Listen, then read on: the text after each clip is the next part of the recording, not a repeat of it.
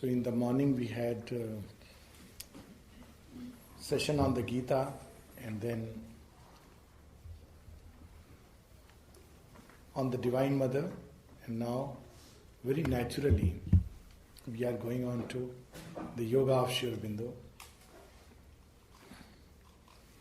which is so vast and infinite that it is not only difficult but sometimes dangerous to speak about the Yoga of Mother and Aurobindo, because it moves along many lines, advances along many paths, in many ways. There is not one process. There are many, and it also moves when there is no process. In one of the letters of Aurobindo, he writes, "There is no method in this yoga except to take the mother's name and mine." What a wonderful simplicity of yoga. But I was very happy to hear Deena talk. First, I could catch up a little bit on the Mahadev episodes, and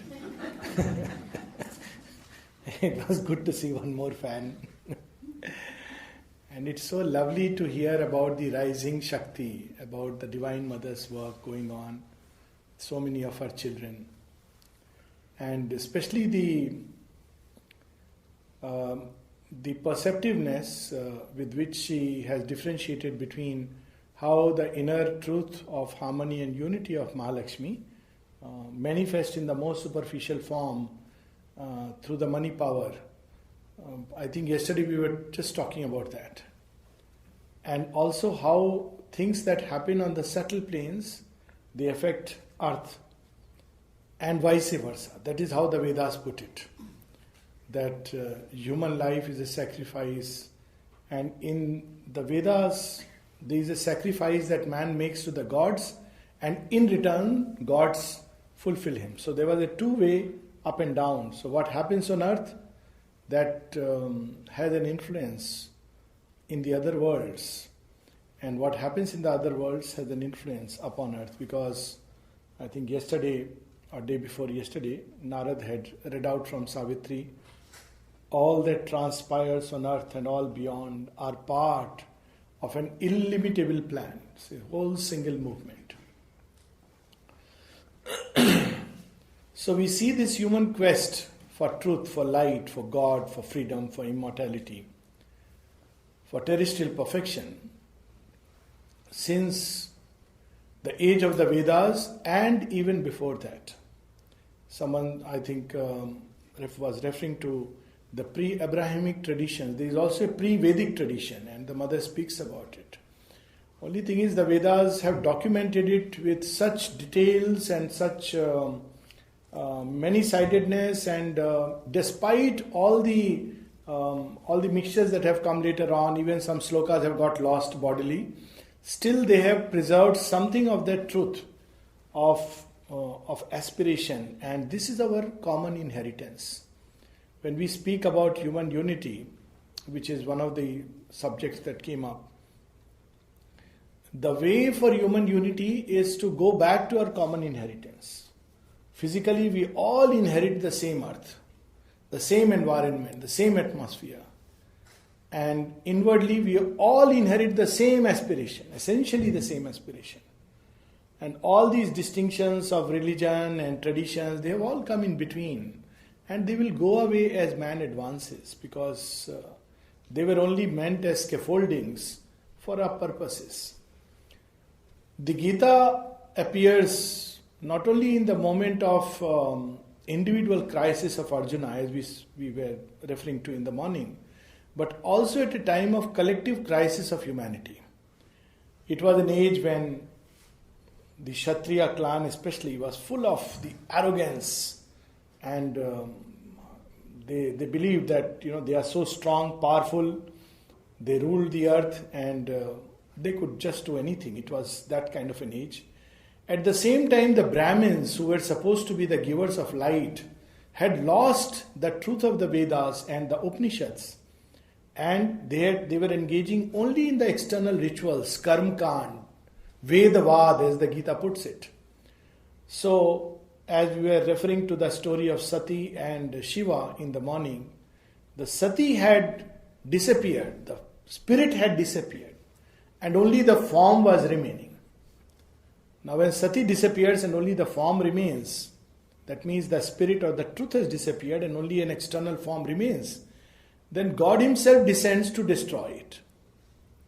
And that is why we see in Gita, in the grand cosmic vision of the Godhead, we see this side is put forward in the front. There is, of course, the other side. Aurobindo refers to that in Essays on the Gita, and always in the heart of Krishna as the destroyer, as he appears, Kala, there is the Vishnu form, and it's embedded, but hidden inside. That's why when Arjuna says, too much for me to behold, when he says, behold, pashyami, look, behold my form. And when he sees, he is shaken to bits. Arjuna, the great warrior, who sends shivers down the spine of great warriors. And he is shaken. And he says that, I am shivering with fear. I can't behold this form. It's amazing that he who gives Ananda is inducing fear. And the secret lies in this. There is a very nice phrase in the Upanishads that he who gives Abhaya, his vision gives Bhaya in the heart of everything that is small, everything that is stuck in a narrow groove. And at that point of time, Arjuna is totally as if closed in that groove where he is worried about family, clan, this, that, and that's a form which is tremendous, powerful. On one side, he is full of beatific visions, full of the garlands which are full of fragrance, everything. But what is put in front is Kalosmi Bhava Lokshay Krit Pravaddo. He asks, who are you? He says, I am time the destroyer. Why have I come here on the battlefield? I have come to destroy these peoples. Lokashay, the worlds. This is something very interesting. They are two in one. Gauri and Kali, the names itself are so beautiful. They are both one. When Gauri steps behind, puts forward Kali, the Divine Mother takes this form of ruthless destruction. Because only by destruction can the new creation come. That line in Savitri, he felt in destruction, creation's hasty pace, and hell as a shortcut to heaven's gate. So humanity needs to pass through that time to time, series of crises. So if we see Gita appearing at a time of collective crisis. So Krishna, through Arjuna, was revealing a profound, not just a truth for one person. It is a gospel of synthesis. All the material that was available at that time, all the truths of Sankhya, Yoga, Vedanta, Sri Krishna synthesizes it. And he presents it to humanity through the agency of Arjuna. And that's why Gita is a great synthesis of all this whole line of evolution, Vedantic line of evolution. But as Aurobindo says in one of his letters, Veda and Vedanta are one side of the truth. Tantra is the other side. And the other side complements this one. And Veda and Vedanta are incomplete without the Tantra, without the aspect of the Divine Mother. This is the very first thing which is new and unique in Aurobindo's yoga. Of course, once again we see Aurobindo appearing at another kind of crisis.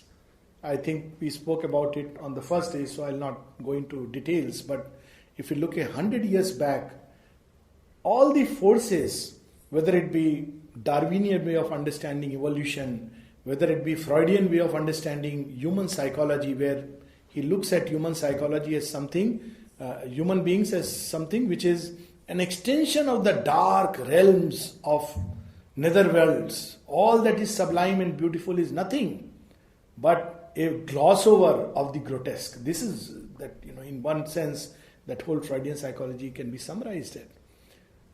And where world is seen only as matter, at that age Sri Aurobindo appears.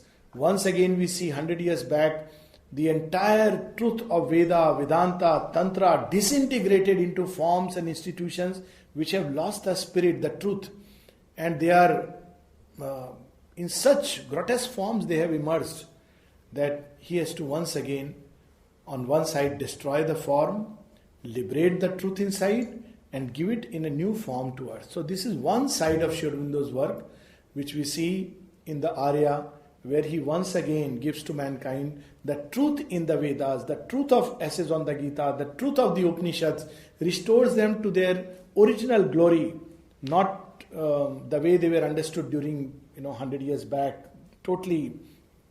And even now, something of that continues to prolong itself. The old world continues to exist, where once again we have all these Swamijis and Pandits explaining the Vedas as pure karma kanda, as pure rituals, as externalities, and therefore, but this is gone. This is not going to continue. This is not going to last for long. Human consciousness will advance and reject it. It is just impossible that the advancing human consciousness for long will suffer God to remain confined in a temple or a church or a mosque. It's just impossible. Because any person who is even a little conscious and thinking, leave aside spiritual and all these are big words, will find it ridiculous that, God is confined to that space and outside I can just, life can be, or he is happy simply with these externalities. He needs to know the deeper meaning, purpose, sense, the truths behind these. So Sri Aurobindo comes and liberates that. And because he wrote so extensively on the Vedas, the Gita, and all these great scriptures, the Upanishads, so many people began to believe that what Sri Aurobindo's yoga is basically nothing, the same thing like the yoga of the Gita or the Veda or the Vedanta. This is a great error. There are letters of Sri Aurobindo clarifying this. It draws from the Vedanta but also from the Tantra. The method of Vedanta to the aim of the Tantra, and he says the element of Tantra plays a very, very strong part in Sri Aurobindo's yoga. The entire gamut of awakening of the chakras is a tantric process. Vedanta doesn't speak about it. In the Vedas, those things are hinted. But in Sri Aurobindo's yoga, it's very much there. It's part of the whole yoga where all these centers open and open in full bloom. And it's described in such a beautiful way in Savitri. How when they are touched by the descending current, of course in traditional Tantra or Kundalini, it is an ascending current. But in Sri Aurobindo's yoga, it's a descending current and people experience it. They experience this force, this grace descending, and sometimes their head begins to throb, the eyes begin to throb, this chakra begins to throb, the heartbeat, all kinds of things can happen, and it can go right up to the feet and below. So this is a very, very new element which is not found even in the Tantras, because Tantras, like the Vedas, also proceed step by step. So Vedas go through all the gods, and one god will take you to the other. It's like a relay. Then the second god will take you to the third to the fourth, and eventually the human consciousness will go towards immortality. And the mother says it's not required anymore. That period is over. That's why she called it the age of the overmind godheads. And they played a good role, great role, no doubt about it. And still it can be very inspiring to see how they have worked. And on the other side in Tantra, we again see through various forms of mandalas and symbols and mantras, one goddess, another goddess, they are being appeased one after another. And these gods and goddesses who are interwoven in the texture of the universe, and eventually they go to the highest form of the goddess, starting from the very lower goddess who is hidden inside darkness, Dhumavati, and taking to Tripur Sundari, the whole Das Mahavidya of the Tantra, where one after another the sadhaka ascends and eventually he is face to face with the all beautiful. This was a path. Now, with Sri Aurobindo, one, lot of new material which had come to the human consciousness because of a new kind of experience in the last 5,000 years or 4,000 years, depending on how we place the year of Mahabharata, has come into the human consciousness. He has to integrate that. Lot of material discoveries have come. That has to be also integrated. And lot of new things have emerged. For instance, extreme degree of individualization. I find it very interesting why Aurobindo speaks so much about the psychic being, which is hinted in the Upanishads and in the Gita, but not brought out to its fullness. And one reason is that the psychic being, the psychic consciousness which is present in everyone, but it has to develop through years, births and births after births, before it can develop into a psychic being. So, one way to look at it is that 5,000 years means even if I take 100 years of lifespan, as the Upanishad puts it, 5,000 divided by 100, see my mathematical mind playing with the incalculable, but nevertheless 50 births. Some souls that have gone through 50 births, to say the least, even taking give and take 5 years in between. This psychic consciousness, that which was like a monkey in the age of Rama, became like a soldier in the age of Krishna, and is now a developed psychic being because it has drawn from that experience. And there are many such psychic beings who are formed, who are waiting, who are ready for something new. They are standing at the critical door of making a choice, whether we quit creation through a doorway of escape, which has been advocated. I mean, even eventually the Tantra, traditional Tantra, even Gita would end with that state of liberation. Though liberation in that original sense did not mean cutting away the cycle of birth and death. That is a modern misunderstanding. But ultimate aim was liberation. Freedom from lower nature. Even in Tantra, though the path of Shakti and therefore enjoyment of Shakti as one goes from one level to another, but eventually the aim is that she would liberate you into Shivatva, into that ultimate mystery. But now, many souls have reached a point where they have to make this crucial choice. Liberation is fine. Is there something else that is possible? How about this earth? The human consciousness has become wide. Lot of, we are talking of globalization now. Aurobindo in 1920s, when somebody asked him what are the signs that the supermind, the earth is ready for the supermind. One of the signs he gave is knowledge is burst beyond its seams. And it's entered into territories which are occult. And it is one sign that the human consciousness is getting ready. It has become wide. You can't cabin it into small and narrow cults, sects, religions, formulas, formulations. And if one tries to do it, it will be cast aside. So this is another thing which has happened, that the human consciousness has become wider. And therefore we see in today's youth a cry which says, I need more space. Very natural, because actually their consciousness has become wider, whether we like it or not. They can very well integrate pizza with bhel puri, which, so tough for some of us. Last 14 years I've been traveling all across the world, but still I can't get rid of my basic preference for the Indian food. Whatever else I may get and I eat with samatha. But for today's children, it's absolutely fine. I see Kian enjoying Indian food and I see a lot of Indian kids enjoying, food anywhere. It's a very small sign that at the physical level, it's happening spontaneously.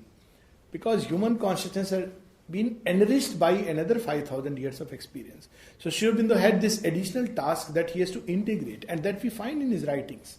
He integrates the entire materialism and the materialistic approach which came subsequently, and Gita speaks about it, hints that I am in essence in everything.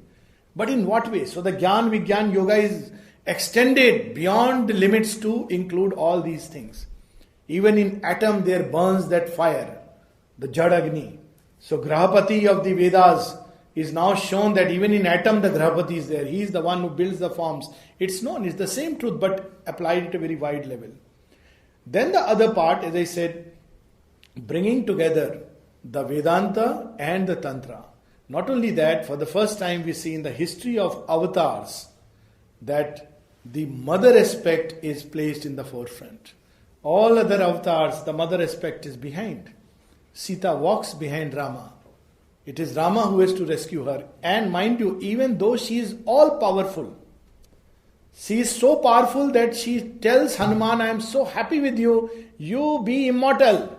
And Hanuman becomes immortal. Now, she is not an ordinary woman. It's a misconception that Sita is a doormat and, poor Sita. Sita is not poor at all. Sita is capable of stopping Ravana by a blade of grass. When Ravana wants to touch her, she says, dare not come near me. She says, what do you mean? I dare not come near you? I have abducted you, kidnapped you. I am putting in like a dream dialogue, not exactly how it happened. But Sita would say, oh, that was by my own choice. Shakti has come into the Durg, into the fortress of darkness and ignorance. Why? So that this citadel may be destroyed. Look how interesting it is. Shakti goes into the depth of the darkness. And because she has gone there, it is doomed to be destroyed for a new creation. And she has the power to pick up a blade of grass and say, stop Ravana, dare not come near me. And yet Sita is waiting for Rama to come and shoot arrows and all this war and all this destruction. She is the one sitting quietly under the Ashoka tree. And the whole war is waging and raging outside. Armies are falling. Rakshasas are getting destroyed. By whose power? By the power of Sita. We see the same thing in the siege of Troy. Aurobindo brings out so interestingly, beautifully. In the book of Parting, the other day we were reading, Helen tells Paris that it was wonderful when I met Menelaus, and it was wonderful when I crossed his house. It was wonderful when the keel of the ship took me with Paris here. And it's natural and right that empires be destroyed. Kali aspect comes out. We see the same thing in Mahabharata. That the Divine Mother, on one side, she is Radha, Anandamay, but she is never in the forefront. Yet Krishna dances to her tune. The world dances at the tune of Krishna, but Krishna dances to the tune of Radha. It's beautifully captured in one of the famous works, Geet Govindam. Somebody has read it. Has anyone read Geet Govindam? Jayadev. Amazing. Some of the images are amazing. Krishna is literally coming and falling at Radha's feet, saying, pardon me. And Radha is chastising him. Where did you vanish? Where did you disappear? And he's saying, I am sorry. I beg your pardon. Amazing work. It's full of rasa of the divine, and it has a great tantric element in it. It's actually a work of Tantra, Vaishnava Tantra, and if one has the insight, one sees it. If one doesn't have the insight, one will say, oh my God, this is such a romantic literature. One may totally misunderstand it. But I would strongly recommend those who really want to understand this play of Shakti and Shiva, but in another way, one should read Geet Govindam, and it's sheer delight. Jayadev's. It would be available, I'm sure, somewhere online. It's also available in a music form. But Radha is behind. Nobody sees Radha. Nobody knows whether Radha existed or not. But also we see, because the age demanded, the advent of Kali. So Draupadi is Kali. And imagine, Draupadi is shown again as helpless. She is staying behind. And armies are waging war. Again, Kshatriyas are being destroyed.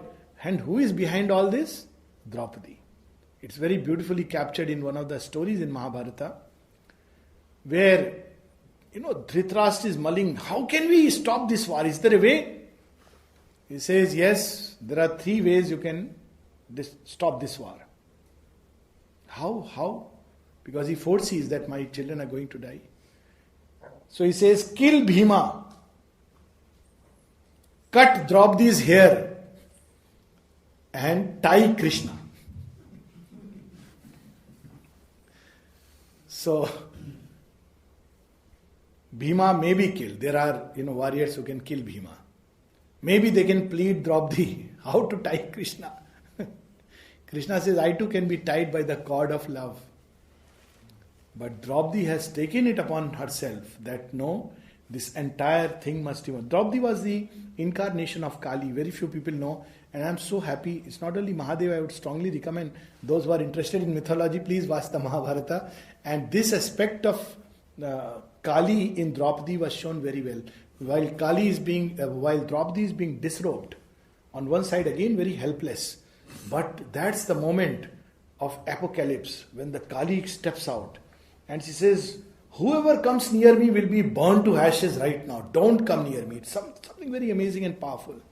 But again we see she is behind. In life of Buddha, all the avatars, there is beautiful stories of Buddha where at every time the eternal feminine comes and guides him the path. He is lost, he has practiced all kinds of practices. Traditional Buddhism doesn't acknowledge. Just like, as you said, Christianity. And yet every time, first Buddha goes away and then, Buddha has tried everything. He is not able to get how to really, what should I do? He's trying, but that ultimate reality is still eluding him.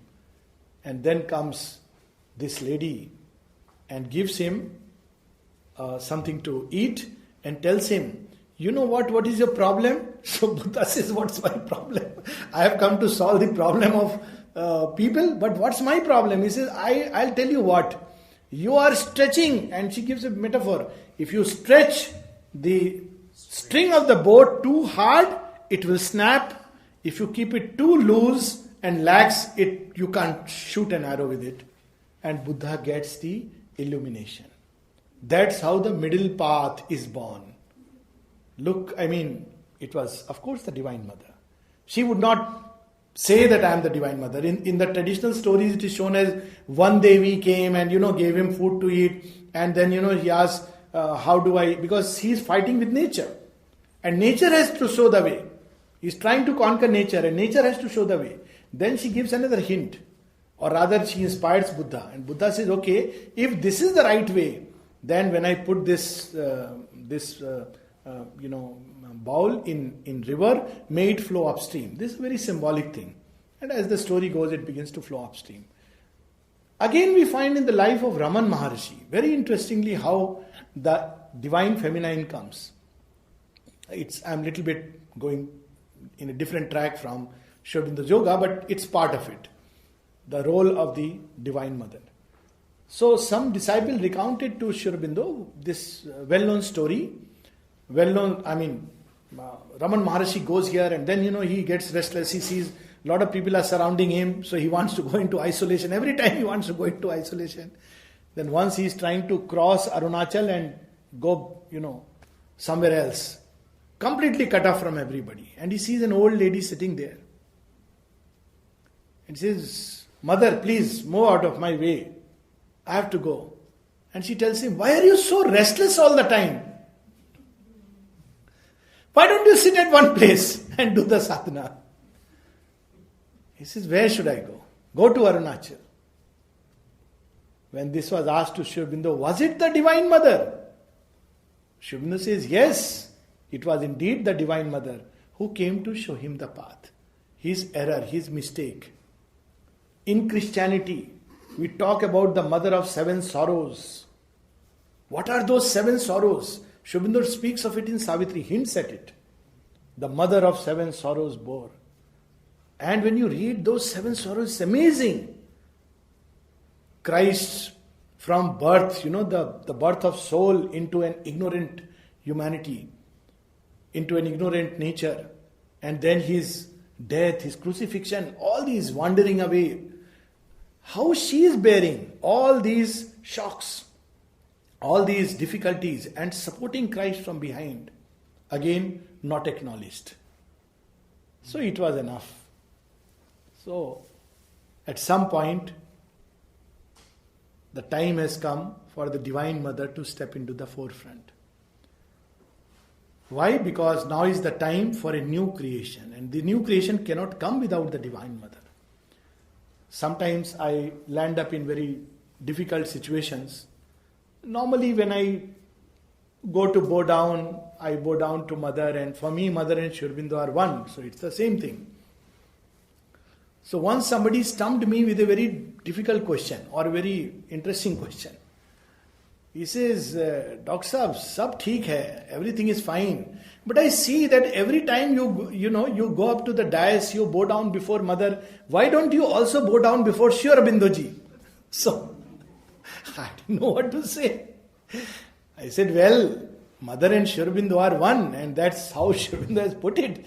And Sri Aurobindo himself has said that when you turn to the Mother, only you get all my force. Or to put it, he says, Mother is Sri Aurobindo's force.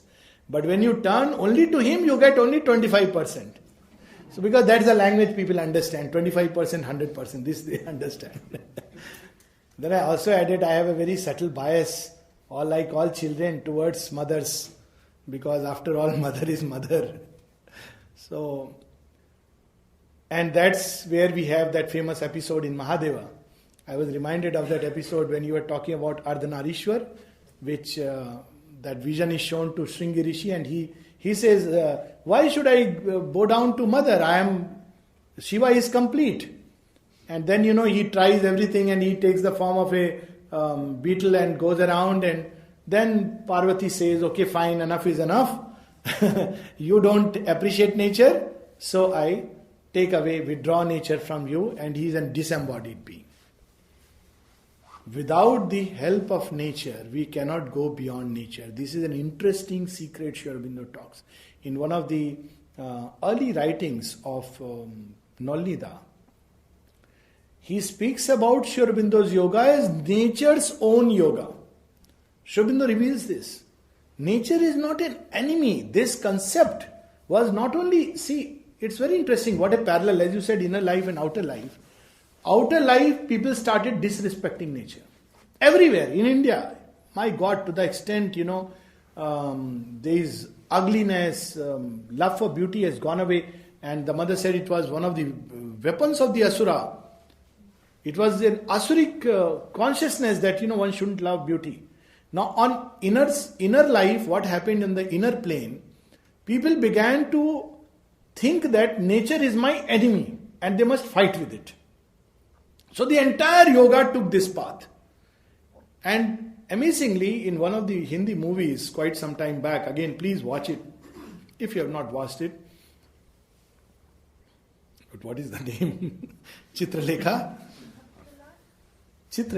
But this is about a sannyasi, and there's a very beautiful song in it. Sansar se bhage firte ho, Bhagwan ko tum kya paoge. It's Chitralekha, right?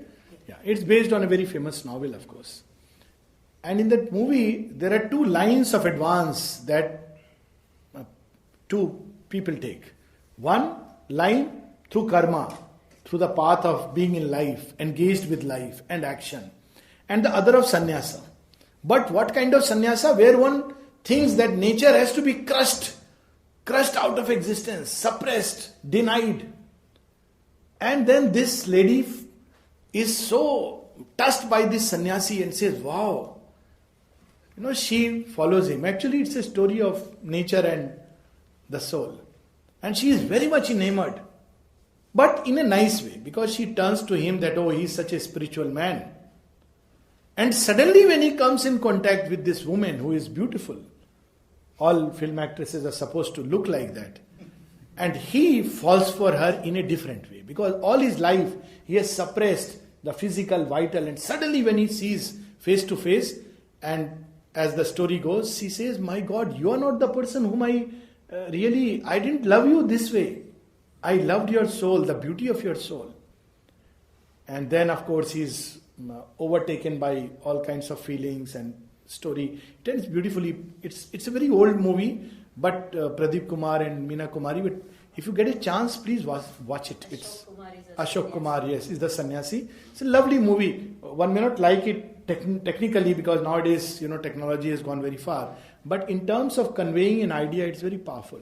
So there was an idea, if we look 1,000 years back, not only the feminine was kept behind, she was barred even from entering the sanctum sanctorum.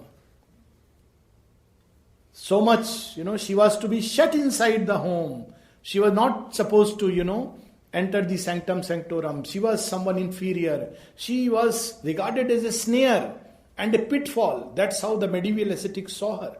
She is a snare on the path, a pitfall. Or worse still, pleasure. How crude notions can be. And Sri Aurobindo has a lovely aphorism to that. He says, the medieval ascetics thought that women were created as a snare and for the pitfall of men. And then he adds with this touch of ironical humor, one would think better both of God and of women. I mean, God creating women to ensnare men, how rubbish, and this is the idea which went.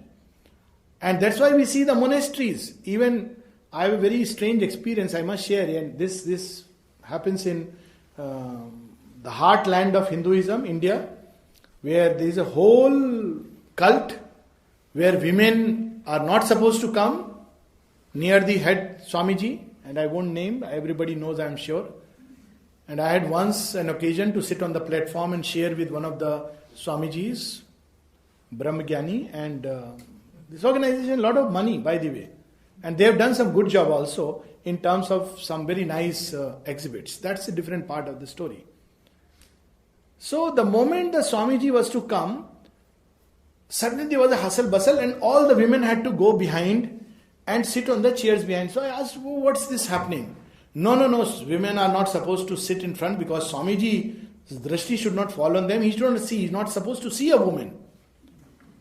I said, what do you mean? I was absolutely shocked. I had never known before that such a thing exists anywhere in India.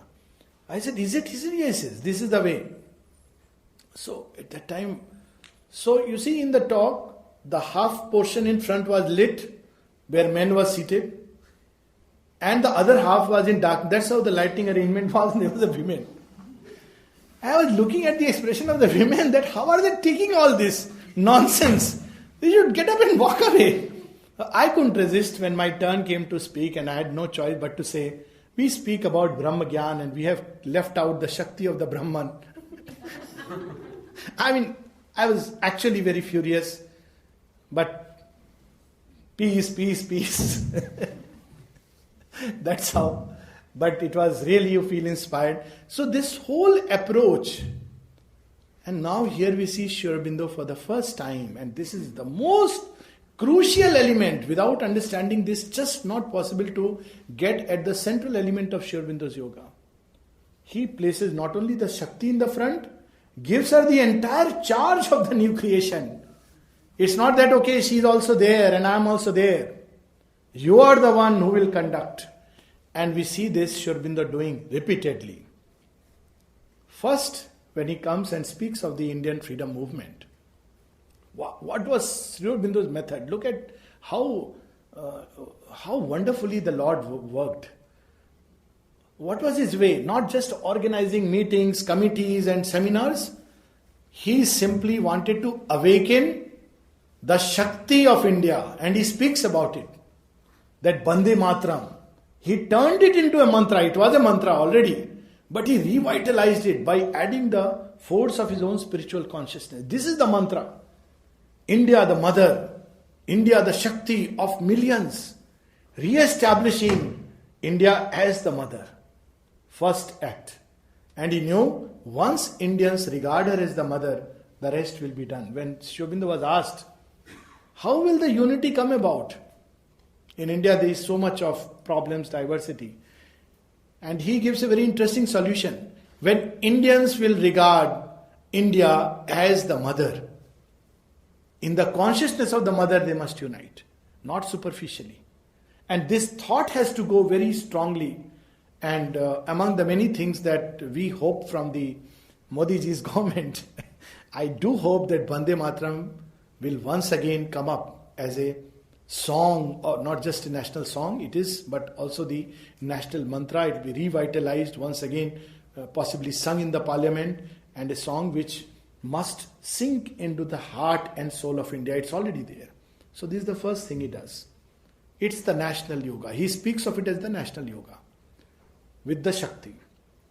Then next, in the ashram context, devotees, disciples and many activities, all of them have to be organized along the lines of the new consciousness. Once again, he steps behind to work on cosmic levels and places the Shakti in front. So we see very interestingly, if we read 1914 to 1920 Sri Aurobindo's writings, it's very easy, and that's what happens to many who want to only look at one aspect. They will say, oh, it is the same thing like Vedanta. Please, it's not. It is only between 1914 to 1920, before the mother has come fully and major works belong to that period. Sri Aurobindo refers to her but as Shakti. He speaks in the synthesis of Shakti, faith in Shakti, but not explicitly, because he's still waiting. In fact, he says in one of his letters, all my work was waiting for the mother's coming. All my realizations would have remained personal if the mother would not have come. They're waiting for the mother. So after 1920, when we see, very often when we don't read these writings in context, they can be so much misleading. One reads the Life Divine and says the mother is nowhere there, and Sri Aurobindo has spoken about the triple transformation. And I heard people give talks on Sri Aurobindo, proper Sri Aurobindonians, and they cut out the mother. Strange. There is no yoga of Sri Aurobindo without the mother. There is nothing like, and Sri Aurobindo said that very explicitly. What does he mean? That he is following my path when he cannot turn to the mother. There were people who were asked to leave the ashram because they could not accept the mother. And there is a famous instance of, let me not take the name, J. At one point, Sri Aurobindo tells him, if you cannot accept the mother, it is better for you to leave. Because you cannot do this yoga. She is the forefront. And again, when people said, okay, I accept the mother, but mother is inner and inward. This mother, okay, this is just a little embodiment, but the real mother is inside. See, Ramakrishna's yoga is so much leans on the mother. How she puts the transforming touch. We talk about, this yoga a little later. Vivekananda, before he has that Shivatva in him. So he is like a yogi and tapasvi and, mighty, towering. When you read Vivekananda's writings, you feel, it is Mount Everest standing before you. And if he wants, he can smash the whole world into pieces. That's the kind of impression you get. Isn't it? The kind of strength and power. Leonine. This Swami Vivekananda, it's a lovely book, The Master as I Saw Him by Sister Nivedita, which describes some of his last years. The same Swami Vivekananda, when he goes to Shir Bhavani, it's a place of the Divine Mother in Kashmir. When he comes, Sister Nivedita says his mood had completely changed. Since he described what was his mood, he became like a child. He started seeing everything as mother, and he would even start singing, Mother, oh terrible, Mother, come to me. And that's when, within 2 years, because he started invoking Mother in her most terrible form, and he had a breakdown and he left the body. But after that, he never went out. All this vanished from him because he knew it is she who is doing everything. That realization dawned on him. So repeatedly we see in Sri Aurobindo, after 1920, a new note which is added to Sri Aurobindo's writings. And that note is the mother. One of the first books that came out was that wonderful mantric book which Dina was holding in her hand, which is a series of letters actually. It's not a book. Because people have started asking, who is the mother? What is her role? And Sri Aurobindo writes, do not judge her, because the mother has many sides. Many are her moods, many are vibhutis who do her work in the world. Even the Ishvara is formed by her. My God. Even the Ishvara, if he has to play with the creation and take birth, it is she who will prepare for him. This new note gets added. Post 1926, Whenever disciples would ask, what is to be done? Sri Aurobindo would not take him through the whole process of synthesis, ascent of the sacrifice, and a kind of inner bhakti, and he would simply say, open to the mother. Remain open to the mother. The mother is the beginning, the mother is the path, the mother is the end. Surrender to the mother. This is the whole essence of the yoga. I mean, there are such amazing letters. As if nothing needs to be done if one can do that. And you ask the mother, mother, what should we do? Okay, he has referred us to you. Now what do you want us to do? Mother would tell us, be simple. Remain quiet. Keep yourself always open towards me. Do your work as well as you can. This is all, and be happy. This is another one. 5-pointed program. Panch Sutri Karikram. What is that which she wants us to do? Be simple. Remain quiet. Not too much bug. Stay happy. Remain happy. Do your work as well as you can. Do it well, but to the best of your ability. And most important, keep yourself always open towards me. This is all that is demanded of you. Why? Because she is the mother. She knows us. The divine masculine or the eternal father, like all fathers. Oh, let him go out, let him face life. He'll grow tough. It's okay. When you have a problem, I'm there. He carries Papa's credit card and goes into the world. But on the side, mother gives him extra money and tells him, don't worry, I'll take care of you. It's amazing. That's why, because no power can rescue creation out of its ignorance and inertia. What tapasya can we as human beings do? We read things, we hear things, we wonderfully read many books on this yoga, that yoga, go to so many Swamijis, everybody gives us some way to do yoga. Honestly, how many do it? And how many realize it? Just look around. In the whole schools of religions, sects, cults, I have been to many ashramas, and I'm sure everybody has been. How many realized persons at the end of the day? Because it's so difficult to do with tapasya. Everything in human nature is as if so difficult, because the whole path has been twisted into that. You have to fight nature, struggle nature, everybody is sitting on nature. But there is another way to deal with nature. Nature herself will collaborate if we know that trick. And what she wants, after all, why doesn't nature allow the soul to escape? This is a question. Why is it doing all this drama? Because he says, no, please, I am also there we both will go together. Very often, people who get married and then say, she is my obstacle and poor lady has to bear it.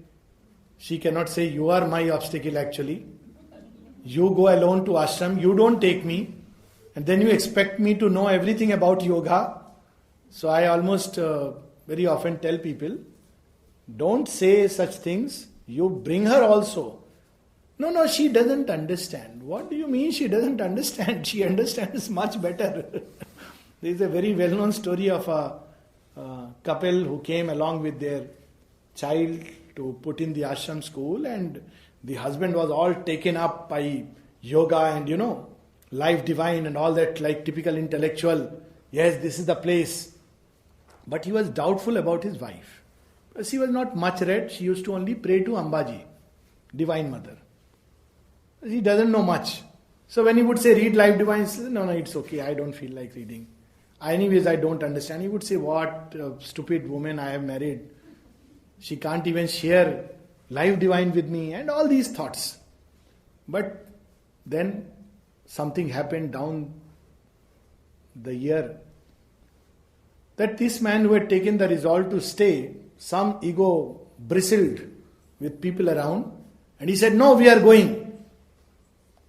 So he came and told the wife, pack your bags, we are leaving. He said, why? No, this has happened. She said, but I am not leaving. So what do you mean you are not leaving? If I am leaving, you are leaving. He said, no. And he doesn't know what to do. Asked the mother, he said, of course he should stay here. You go if you want to go. Now what this lady did was something very smart. She did not read all this Life Divine. But when she went in the queue to the Divine Mother, Darshan used to be there, she had read all about Amba. She had love for and bhakti for Ambaji, which is a form of the Divine Mother. One of the names of the Divine Mother. And she used to do her mantra. That's all her life was. So she stands in the queue and suddenly this thought comes to her. They say she is Divine Mother. Let me see if she is really the Divine Mother. So she starts calling Ambaji. And suddenly the mother stops all her work and looks at her.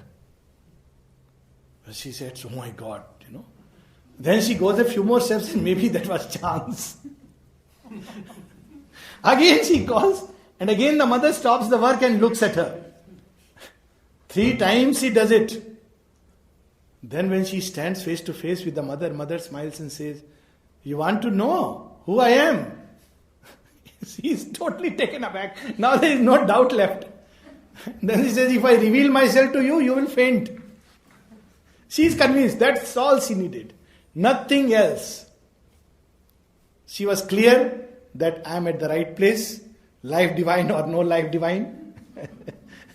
Dara used to write these doggerels. So one of the doggerels was, life divine, the mother's wine. It is out, let us shout. So interesting, no? See, life divine. You want to read it, understand it, one way. The other is what? What is life divine at the end of the day? The mother's wine. By her all her sweetness and grace, the entire life divine can enter into us. It's not a joke, it's a reality. Everything can blossom just by her touch. Today, just now we read that she will free the godlike elements in you. We were reading in the Gita or referring to Devasuri Sampada. She will free. She is capable of freeing all these godlike elements. So nature wants to come with us. That's why in Sri Aurobindo's yoga this new unique element is added. Not only liberation of the soul, but liberation of nature. You can't leave it. You can't say it is a chalna, it is a maya, it is something which is dark and it's an entanglement, ensnare, and I leave her and go. No, you have to carry her. She is the bride of Brahman. It is the sacred duty of each one of us to take her back to her original glory. She is none else but the Divine Mother who has worn this lesser form. That's why in the morning this is another distinction to be made, because very often when people say mother, so the Divine Mother is Prakriti. So why don't we live by nature? See how subtle the distinction can be. Sri Aurobindo says, yes, the Divine Mother is everything. But you have to make a distinction for practical purposes between this inferior nature, lower nature and the higher nature. The Gita speaks about it, Paraprakriti, which in the morning we referred to. Now what is this lower nature? It is nothing else but a shadow of the higher nature. All the activities at the human level, whether activities of the head or the activities of the heart or the activities of the will, including activities even of the lowest aspects of nature. This is what Tantra recognizes, that even what is lowest and dark carries within it the seed of a divine possibility. And Sri Aurobindo also refers to that. Even so much that the body which has been formed by material nature, even that is a shadow and a symbol of something higher. Mother speaks of it, that when she goes into her journey, she discovers what this human consciousness is. And that's why she has created human beings first time standing erect. They can look up to the sky, something amazing. The whole form of human beings is created by material nature for the sake of embodiment of the divine. How can we discard it? How can we reject it?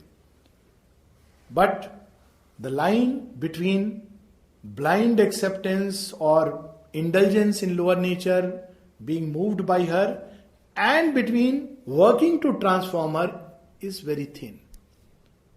again we see the razor edge path. Every activity of human nature has to be connected to the Divine Mother so that her touch can transform. She has the original plan. Human love offered to the Divine Mother, she will change into divine love. Human reason, offer it to the Divine Mother, she will transform it to divine reason. Human imagination, offer it to the Divine Mother, she will transform it into the power of formative Maya, which is what originally it is. Human judgments, offer it to the Divine Mother, she will transform it into the divine vision, which sees things. Human action, choices, right, wrong, whole gamut, offer it to the Divine Mother, and the faculty, the goddess Dakshina, will awaken in us, inspiring us for the right action at the right moment. Human will, offer it to the Divine Mother, and she will change it into something of that will, that breath which drives the cosmos. So this is the path where not only we strive to liberate the soul from ignorance, but also our nature. That's why this yoga, even though there is the Vedantic element, proceeds in a different way. When people were asked, okay, fine, you have the Vedantic part, so let's first realize the Vedantic truth of the self. And unfortunately, one can misquote these letters. And then say, okay, after I have realized the self, then I will engage with the process of transformation. Sri Aurobindo says, no. Why? Because that process is different. You have to deny nature at many levels. And if you come back on nature, after that, you just cannot function. Because nature and the self, there is such an incompatibility. So you have to go together. And that makes this yoga so fascinating, so engaging, so complex, so many-sided. Because nature is many-sided. Bahurupini. That's how the Shruti says. Many forms, many aspects. And not only inner nature, human nature, even material nature. There was a very interesting message of the mother in 1958. O mother, material nature, thou hast consented to collaborate, and there is no limits to the splendor and joy of thy collaboration. So mother was asked, what does it mean material nature has agreed to collaborate? She so beautifully describes. What does material nature do apart from many other things? She builds forms. Now you see how interesting this yoga tends to become. She builds forms, including human form. Now these forms are built on an old pattern. It's like a hardware which is only up to a certain limit it can take. Certain windows can run on it, certain cannot, because it's up to a limit. That's why by the form we get limited. By the very fact that we enter into the human form, we take a lot of animality simply because that's how the human form has evolved out of that. So when Mother Nature will collaborate, material nature, what she will do? Each coming form, she will put something of the new consciousness, integrate with it. She has accepted the new material. That's how Shri Aurobindo mother puts it. She has accepted the new consciousness and is now ready to add it to her creation. Which means now every form that is going to come on earth, every child that is going to come, we have two lovely children here. I mean, all of us are children, but two youngest of the young. Now, every form, something of the new consciousness they are bringing. You can't help it.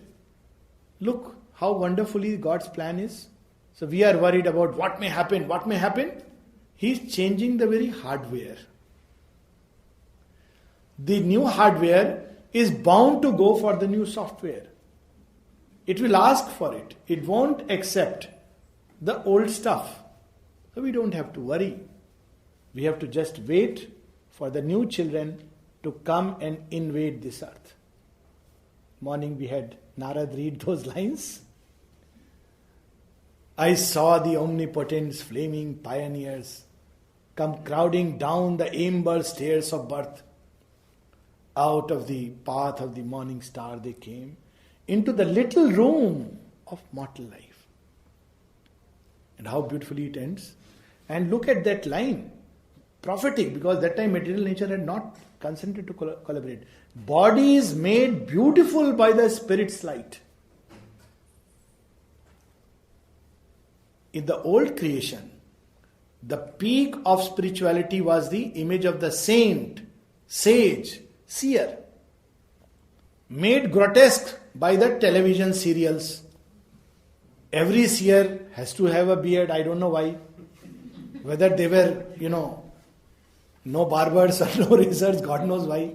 They didn't have time to shave. They didn't have time to shave. Absorbed in meditation. They have to wear dhoti, God knows why.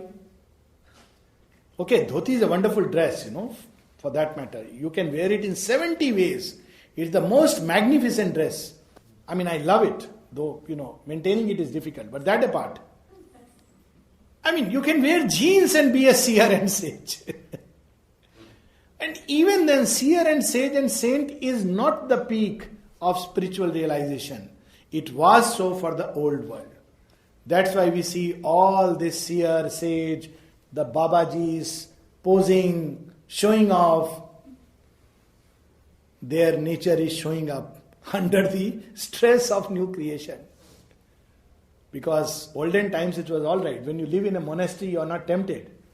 But if you feign that now, we are great masters, and then you have to travel in aircraft all the way to America, that's when the sign of the real Baba comes out. And very few, Vivekananda is an extraordinary example, and of course Yoganandji and a couple of others. But for most, the ordinary humanity shows up. So the children are rejecting them, and very naturally, Babaji's now come home and, parents want children to come, Babaji aaye, paunch ho, I don't care. I remember and the Babaji who came home was really lovely person. He was involved when I was born and gave me nice tabij, really a Siddha Purush. When he came home and, I was asked to touch feet, I'm not going to touch feet just like that. Anybody's feet, just because, he is wearing a dress and having jatas, miles long, almost up to that board. His jatas used to move when he would. So, today's children are going to reject. That's dated, expired. What is going to come? What is the aim of then Aurobindo yoga? He says, the aim of this yoga is not to become a yogi, tapasvi, or transformation is not about sainthood. So people just started wondering, what are you trying to create? And look at the lines in Savitri, he says, communicant and prophet and lover and king. It's a totally new aim that he has placed before us. Old aims were wonderful. This not to say that they have done a wonderful job. In the saint and the sage, the sacred traditions were preserved. Mankind could look up to a possibility that is embedded inside. But what we are going to have now is something much, much greater. Bodies made beautiful by the Spirit's light. Their tread one day shall change the suffering earth and justify the light on nature's face.